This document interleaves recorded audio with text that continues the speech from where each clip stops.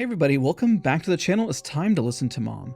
We got some exciting news about 28 years later, and I made a video a while back about how 28 Days Later has actually been out of distribution, meaning that you can't watch it online or buy it anywhere. Well, that was until yesterday. You essentially had to sail the high seas online to find this movie, if you know what I mean, or you had to buy it secondhand for a much higher price. Well, recently they finally got their act together and this movie is now available to be watched online and bought again. Now, I have not watched the release to ensure if changes are made or not, but it's also scary how, in my opinion, one of the best zombie films ever created could just go out of print and you can't get it. Alright, real quick. I know they are not zombies, they are rage infected, but because they really set the stage for all future zombie films and things in entertainment, they are just in that genre for me. So today is going to be a short video because I wanted to give my top 5 reasons if you have not watched this movie in a quick video essay format of why 28 Days Later is a new modern masterpiece equal to Dawn of the Dead. I know that's a bold statement, but hear me out. I'll do my absolute best not to spoil anything, so then you are encouraged to watch the movie, but also those who have watched it, I know they can agree 100% as I stutter and stammer just how good this movie is. Number 1, it made a movement. No pun intended, like we spoke about, the running effect really set the stage and made pretty much aggressive zombies more of a cultural thing. No more of this slow-moving zombies. They really started a movie against franchises, video games, everything just started moving in this direction. The pressure of the time of infection is also just incredibly fast. The zombies are fast, and it creates such an immense amount of tension.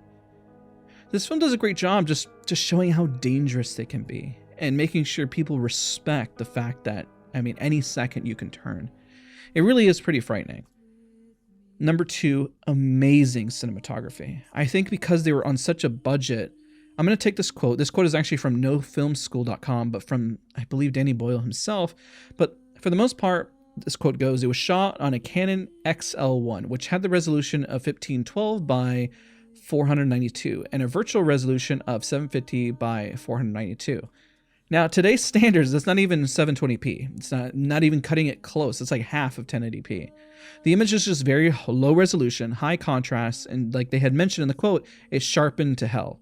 So there are halos around everything. But it really does give it that really special, authentic, and post-apocalyptic look.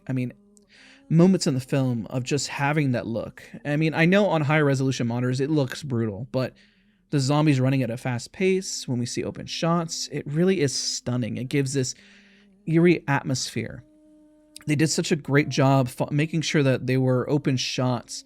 And they had to film at odd hours. It was even mentioned by Danny Boyle that he had his own daughter, I believe, helping, navigate traffic. And that was just to ensure people didn't end up in the shot. But unfortunately, yes, sometimes cars and people can be seen in the background if you look close enough. But these shots of where the camera is panning and it's a reflection into another shot. Wow, it's stunning and it's simple. Or perhaps we're seeing things on a larger scale as they start driving an open road. Finally, we're also seeing just the beautiful fields and open shots. They're just such a contrast of the film that is so gritty and violent, but it's also stylized to the point that it makes it timeless in a way. The music also adds so much depth to the film throughout. It's being so subtle, and other times at the very end, it's very intense, especially whenever the infected are running at you and things are... It's got the most iconic song ever at the end of the film. You'll know what I'm talking about when it gets there and really gets the blood pumping. And it has variances. So just like a beautiful piece of music or an orchestra, there are moments of just silence, or you can barely hear anything. And it's about just soaking in the environment. And then there's just absolute ferocity that comes across a screen that is just loud, booming in your face. But because it has levels, it really brings out a nice dynamic range to the film. And even because it kind of heightens that with the way the film is shot, it adds that subtlety of when things are supposed to be calm and quiet, and maybe can add some vibrancy versus the dark, brooding, violent, gory nature of the film. So it's really, really beautiful and it's stunning.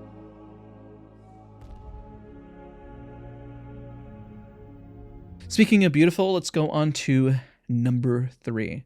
It's immersive through just beautiful acting.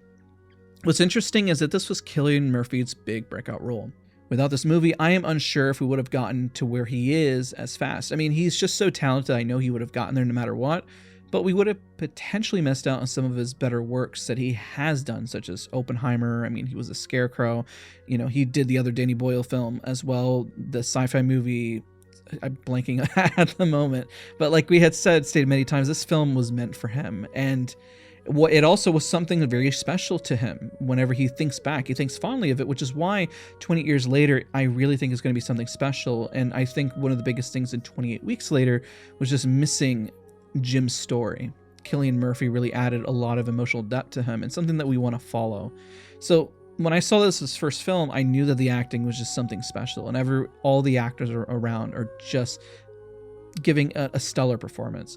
Also, Danny Boyle trusted the writing and acting to slow things down, just like we mentioned, to tell the stories of how the infection had spread rather than show it, especially since we did just see some of those brutal moments. It gives us as a viewer time to digest what is happening, but also build that tension and fear within.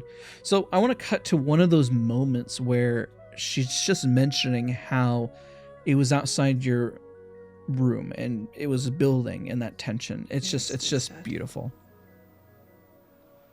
The day before the TV and radio stopped broadcasting, there were reports of infection in Paris and New York. We didn't hear anything more after that. What about the government? What are they doing? There's no government. Of course there's a government. Number 4, the story is grounded. So I know this is wild to say, because I mean, infected zombies, how can that be grounded in reality? But where it succeeds is where the characters' intentions. I mean, their intentions are pretty easy and simple in terms of just survival, but in how they interact with each other. And we see how Jim is just grounding the film, but with all the other actors building relationships with another and showcasing how much they're changing, you know, the brutality of how it's just like it's life or death, and that's the reality of it. It never gets better than that. I say in the film, I don't want to spoil anything, so I was trying to make sure I'm careful what I say here, but at the same time, it showcases how people change. You ever just watch certain horror films or even like 28 Weeks Later and just ask, why would they do that? Like, really? That's so far-fetched. But some wild stuff happens in this film, but you see through the acting and kind of feel the why. You can feel through the characters, the purpose. And when you watch it, you will truly understand what I mean. It doesn't feel like it wasn't thought out. And because it was thought out, it really sets the stage, puts us into the action. So when then we take the journey, really it's simple and it's just done extremely well. So the last point here is that it really is a scary film. It sits with you. I mean, even if you don't get jump scared, if you're not easily startled, it's one of those films that's just done so well. The acting is so good because we highlight every part of the movie that just is amazing, that it adds to the fear factor that when you're done watching this, that it will haunt you, that you feel immersed. And the immersion outside of, I mean, there are jump scares. There is a lot of tension. It's just if you happen to be one of those people that just isn't, it is going to still scare you because it just sits with you. It's a film I think about and I revisit time and time again. And even after I watch it, I want to watch it again.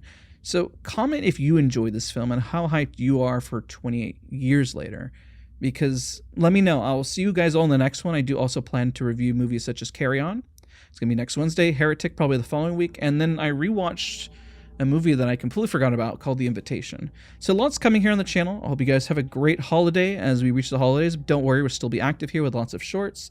Appreciate all of you for watching, and we'll see you all in the next one.